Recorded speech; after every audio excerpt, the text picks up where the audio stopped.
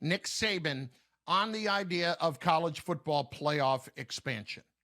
If this is the best four teams and they played each other, I don't see the logic. And if we had more teams, there would be better games. I don't know how that adds up, but I'm really not in position to answer that. You know, there's a lot of other good teams that, whether it was their consistency and performance or whatever happened to them in championship games or whatever, that may have had the opportunity to get in the playoffs that didn't.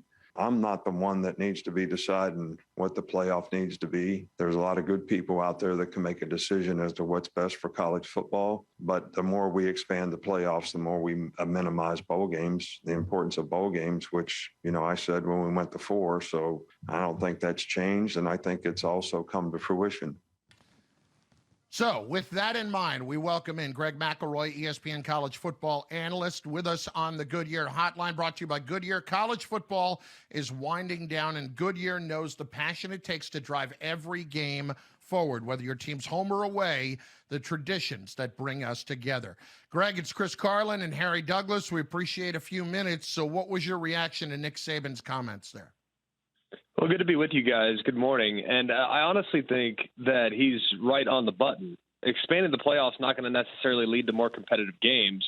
And the thing that I think is a little bit of a misconception, while I also acknowledge that we will expand. That's inevitable. We need to just acknowledge that. So if you're fighting against expansion, you're fighting a losing battle. But it doesn't necessarily mean that all of a sudden we're going to start crowning different champions. It doesn't mean that there's going to be more parity. It means the exact same teams are going to be in the position on Monday as they would be if there was a 16-team playoff, 32-team playoff. The two best teams of college football are the two best teams of college football this year. Now, there might be some years where there's 3 great teams. Might be some years where there's only 1 great team. But I think there's a big misconception that people think expansion is going to lead to parity, and I find that to be really, really optimistic and honestly completely untrue. Greg, I want to shift things to the national championship. Alabama is a 3-point underdog. Do you agree with that? I mean, not based on what we saw a couple weeks ago. When they played the first time around, I liked Georgia to win the game. I thought Georgia was the more complete team.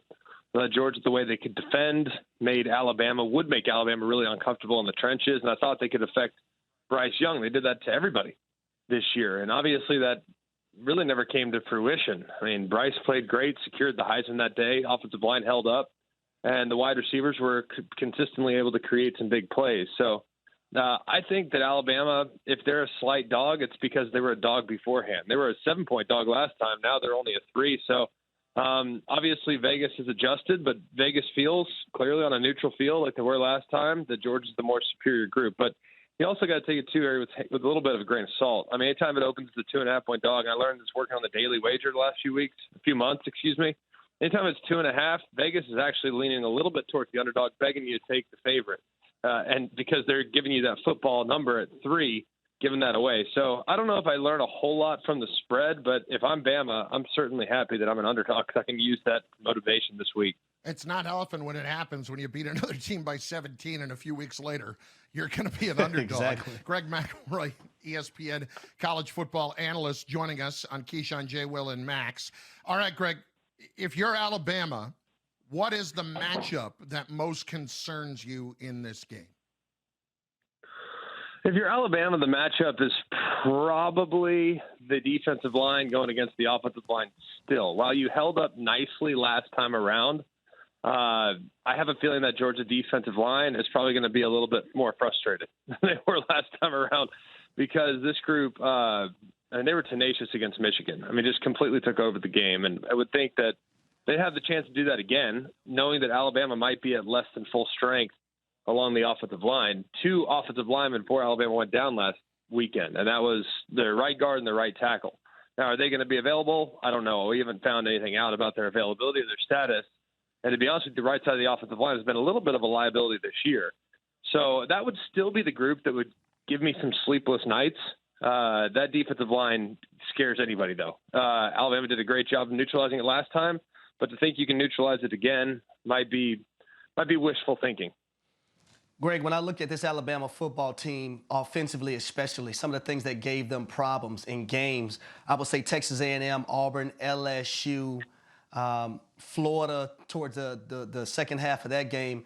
And one of the things that stood out to me was defensively, one of the things they started doing on third and short, third and longs was bringing those linebackers at the line of scrimmage, right? Trying to create confusion on that offensive line.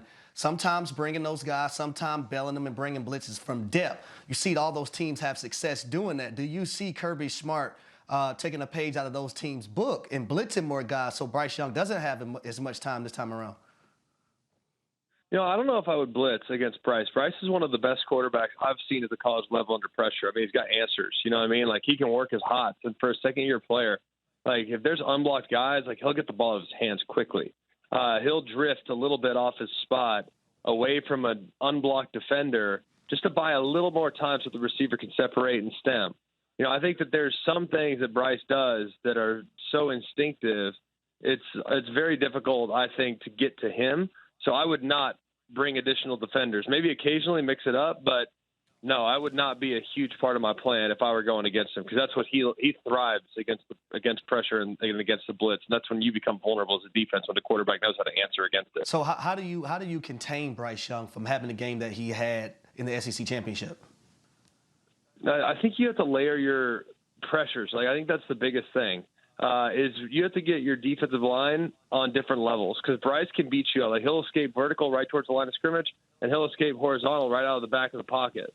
So I think you got to have every single one of your defensive linemen that's rushing the passer. They all have to be at different levels, and they all have to know exactly where Bryce is at any moment, because he could take off and make you pay with his legs. So. Thanks for watching ESPN on YouTube. For live streaming sports and premium content, subscribe to ESPN+.